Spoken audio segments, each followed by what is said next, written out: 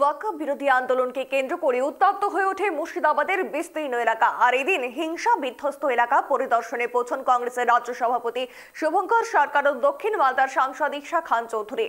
এদিন তারা পৌঁছন শামসেরগঞ্জের জাফরাবাদে। যে সমস্ত বাড়িঘর ভাঙচুর করা হয়েছে সেই সমস্ত এলাকা পরিদর্শন করলেন তারা এবং মৃত বাবা ও ছেলের পরিবারের সাথে দেখা করতে গেলে বাধার মুখে পড়েন শুভঙ্কর সরকার ও ইকশা খান চৌধুরী।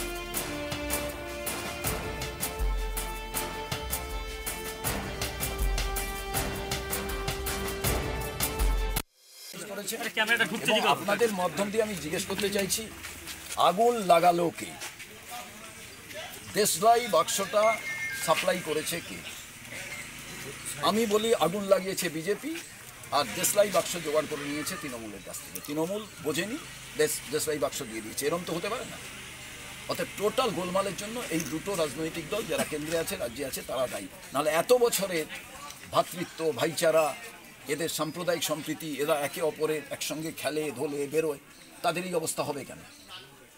এখানে এত কত ভোট, যে মুসলমানের ভোট অন্যদিকে চলে গেলে দারুণ কিছু হয়ে যাবে। এইখানে এই বার্তাটার মধ্যে দিয়ে সারা বাংলায় একটা আলাদা রিফ্লেকশন করতে চায়। তাই আমি জিজ্ঞেস করছি, আপনারা জিজ্ঞেস করুন, এই আগুনটা জ্বালালো কে?